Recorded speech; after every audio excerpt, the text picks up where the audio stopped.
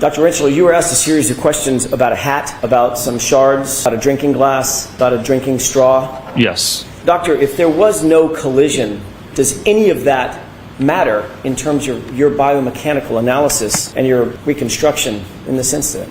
It does not. Why? Well, because if there wasn't a collision, it wasn't that debris or those items weren't of that impact.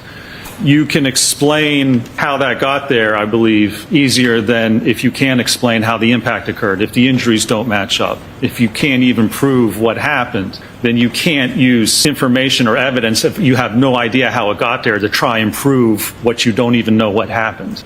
Scientifically, it makes no sense. Do you know the limits of the search that the Canton Police Department did around Mr. O'Keefe's body? How small of an area they searched when they first went there? I do not know, sir. Did you ever see a video of somebody with a leaf blower blowing snow off the ground?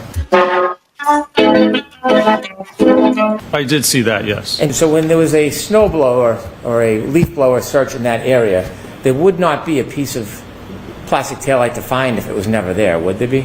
If it wasn't there, you wouldn't find it? Is that what you're saying? That's what I'm saying. Sure. Okay. Did you notice in the injuries to Mr. O'Keefe, most of them are on the right side of his body? Well, we have the abrasions and then a half-centimeter abrasion, and then we have the laceration and scuff on the left side, and then the skull fracture. It's a little bit to the right, but it's mainly on the back of the head. And the bruise on his knee?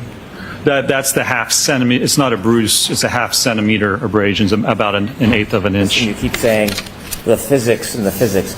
Do you add a little bit of common sense in the equation when you're considering the evidence? Well, you can sit back or step back and look at whether what someone's claiming makes sense in the bigger picture. So when you have common sense and you look at the big picture, it's not just physics. It's considering all of the evidence, right? Well, it depends what you're looking at. To certain parts of it, the biomechanical analysis, you look at the physics. It tells you what it is. I mean, if you don't like it and you don't think it fits, well, sorry, it is what it is. That's the science. So you have to step back. I mean, you can look at it the bigger picture if things make sense.